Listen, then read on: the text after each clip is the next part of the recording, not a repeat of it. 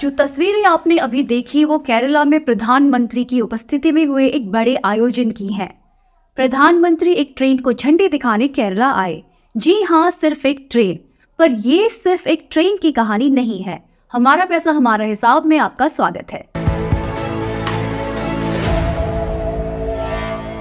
यहाँ प्रधानमंत्री 18वीं वंदे भारत एक्सप्रेस को झंडी दिखा रहे थे। The historic moment has arrived. The green flag is shown. 160 की रफ्तार और काफी सारी सुविधाओं के साथ ये रेल भारत की पहली हाई स्पीड ट्रेन है। लेकिन पहली रेल की शुरुआत तो 2019 में ही हो गई थी। अब ये 4 साल पुरानी है और यहाँ प्रधानमंत्री 18वीं ट्रेन को झंडी दिखा रहे हैं। सवाल है क्यों? वो और उनकी पार्टी केरला की वाम सरकार के खिलाफ राजनीतिक लाभ भुनाने की कोशिश में है, क्योंकि इसी तरह की केरला सरकार की अत्याधुनिक सिल्वर लाइन योजना लोगों के प्रतिरोध के बाद आगे नहीं बढ़ पाई।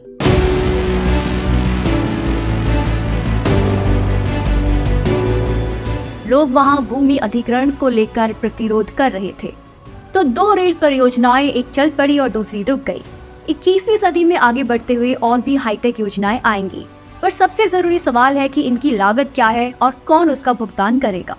इस किस्म की हाई स्पीड रेल की कीमत आखिरकार यात्रियों को ही चुकानी पड़ती है। एक वंदे भारत ट्रेन की कीमत 115 करोड़ है। तिरुवनंतपुरम और कासरगोड के बीच चलने वाली इस ट्रेन का एसी चेयर कार का किराया 1590 और एग्जीक्यूटिव चेयर कार का किराया 2880 रुपए है। आम लोगों के हिसाब से ये काफी महंगा है। फिर भी मीडिया में अक्सर खाते पीते लोगों की तरफ से ऐसी रेलों की मांग उठती रहती है। लोग इसकी सुविधाओं का गुणगान करना शुरू कर देते हैं। कुछ ऐसी ट्रेनें हो सकती हैं, पर आम लोगों के लिए भी तो यात्रा के सस्ते विकल्प होने चाहिए।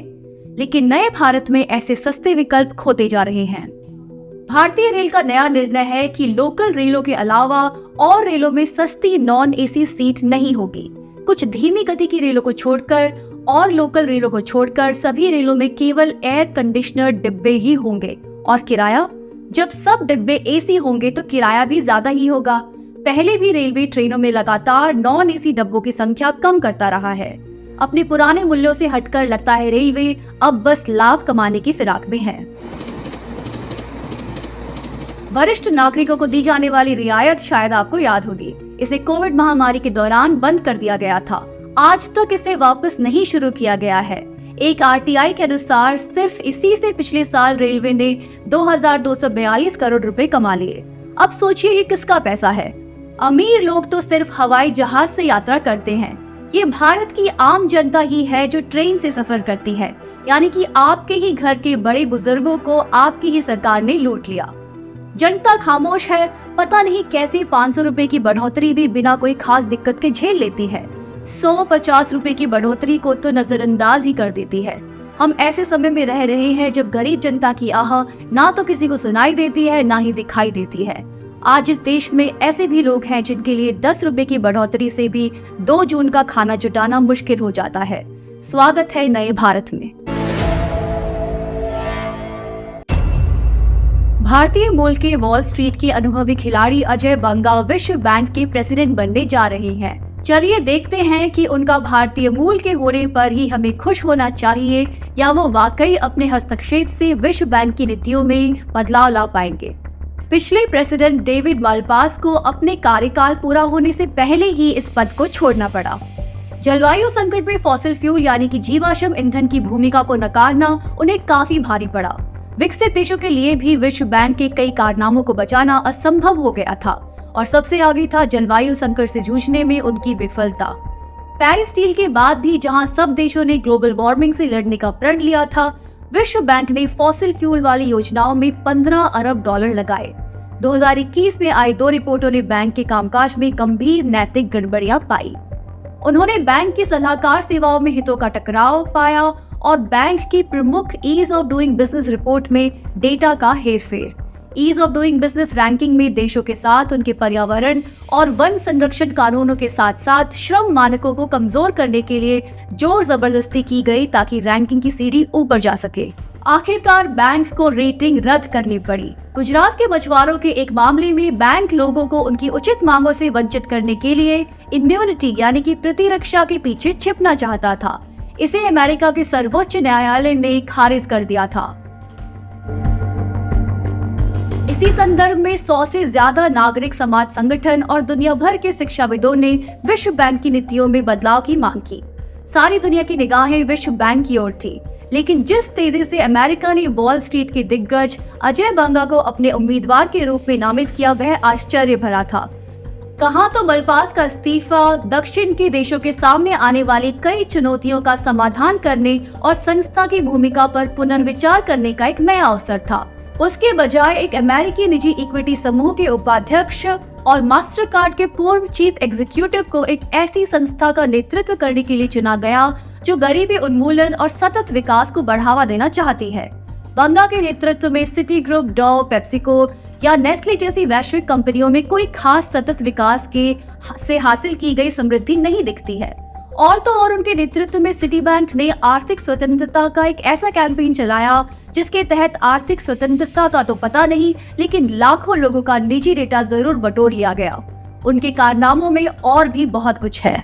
एक्सोर निवेश होल्डिंग कंपनी, जिसके बोर्ड के वे अध्यक्ष हैं, और सिंगापुर की टूमासेक निवेश निधि, जिसके वे निदेशक हैं, दोनों फॉसिल फ्यूल परियोजनाओं में निवेश करते हैं।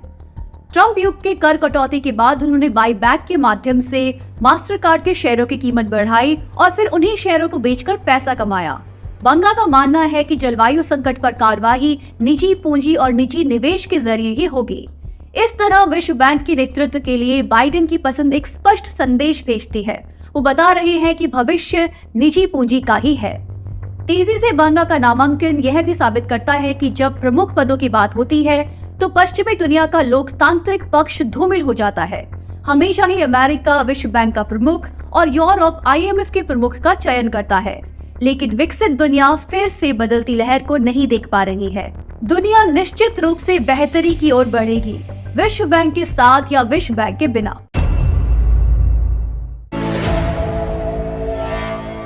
अब कुछ और खबरों पर भी नजर डालते हैं।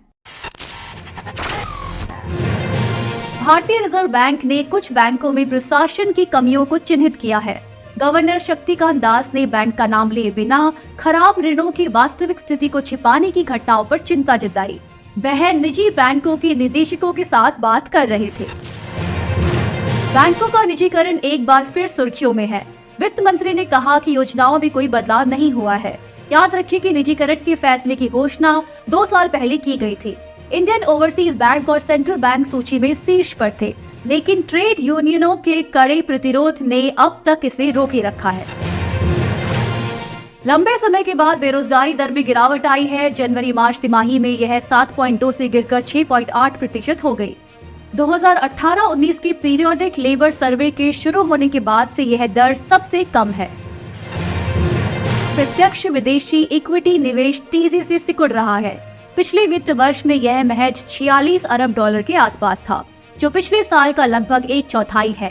पिछली तिमाही सिर्फ 9.28 बिलियन डॉलर के साथ सबसे खराब थी। पिछले साल इसी समय इसकी तुलना में यह 41% कम है। भारत के मुख्य आर्थिक सलाहकार ने जीवाश्म ईंधन यानी कि फॉसिल फ्यूल आधारित बिजली उत्पादन को पूरी तरह छोड़ने के खिलाफ चेतावनी दी है। वी अनंत नागेश्वरन ने कहा कि अगर वित्तीय क्षेत्र ऐसी बिजली परियोजनाओं को वित्त नहीं देगा तो भारत की आर्थिक वृद्धि संकट में पड़ सकती है। आज के लिए बस इतना ही। धन्यवाद।